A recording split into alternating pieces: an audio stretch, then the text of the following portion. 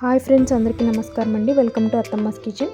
ఈరోజు అత్తమ్మస్ కిచెన్లో అత్తమ్మ చేతితో సంవత్సర కాలం పాటు నిల్వ ఉండే పండుమిర్చి నిల్వ పచ్చడి చాలా రుచిగా తయారు చేసుకునే విధానం చూద్దామండి. మరి దానికి కావాల్సిన పదార్థాలు, ఇది ఎలా ప్రిపేర్ చేసుకుంటారో చూద్దామండి. రెసిపీలోకి వెళ్ళిపోదాం. కేజీ పండుమిరపకాయలను అయితే తీసుకుని వాటర్ వేసుకుని ఈ విధంగా మట్టి లేకుండా ఏమాత్రము కడిగి ఒక పొడి క్లాత్ అయితే వేసుకుని ఫ్యాన్ కింద ఆరనివ్వాలండి. పండుమిరపకాయల్ని ఈ విధంగా ఒక్కొక్కటి తడి లేకుండా తుడిచి ఫ్యాన్ కింద అయితే ఆరనివ్వాలండి. చూసారు కదండి, తొడుములు తీయకుండానే మనం వాటర్ వేసుకుని వాష్ చేసుకోవాలండి. ఎందుకంటే తొడుములు తీసి వాటర్లో వేసుకున్నట్లయితే వాటర్ అందులోకి వెళ్ళిపోయి పచ్చడి పాడయ్యే అవకాశం ఉందండి.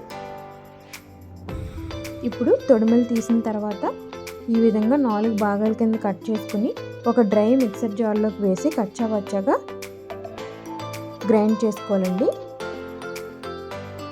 ఈ గ్రైండ్ చేస్తున్నప్పుడే మనం 200 గ్రాములు రాక్ సాల్ట్ అయితే వేసుకోవాలండి.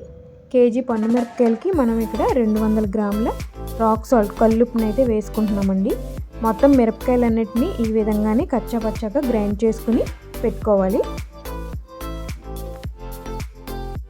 ఇప్పుడు ఒక డ్రై చేసి పెట్టుకున్న ప్లాస్టిక్ కంటైనర్ని తీసుకుని ఒక 200 గ్రాములు శుభ్రం చేసి పెట్టుకున్న చింతపండుని అయితే వేసుకుని మనం మిక్సీ చేసి పెట్టుకున్న పండుమిర్చి తొక్కుని ఇందులో వేసుకుని చింతపండులో ఒక 2-3 రోజుల పాటు పండుమిర్చి తొక్కు ఊరనివ్వాలండి.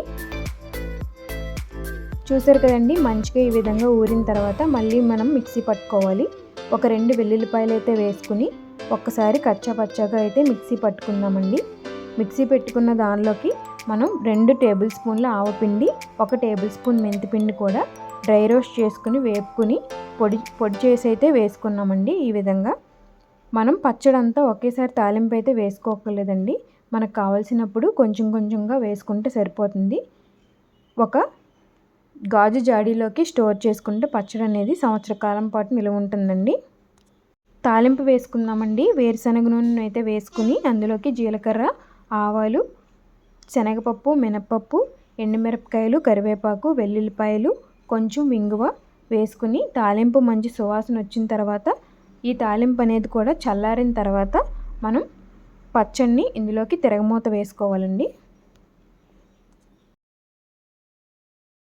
అంతేనండి, సంవత్సర కాలం పాటు నిల్వ ఉండే పండుమిర్చి నిల్వ పచ్చడి రెడీ అయిపోయింది. ఒకసారి ఈ విధంగా ట్రై చేసి చూడండి. చాలా అంటే చాలా టేస్టీగా వస్తుంది. అలాగే మీరు వేడి వేడి రైస్లోకి వేసుకొని తిన్నారంటే మీరు చాలా అంటే చాలా బాగుంది అనాల్సిందేనండి. మరి మా వీడియోస్లో కంటెంట్ ఉందనిపిస్తే మా వీడియోస్ని ప్లీజ్ లైక్ చేయండి, షేర్ చేయండి, కామెంట్ చేయండి. మరిన్ని వీడియోల కోసం ప్లీజ్ మా ఛానల్ సబ్స్క్రైబ్ చేయడం మాత్రం మర్చిపోకండి. Thank you for watching.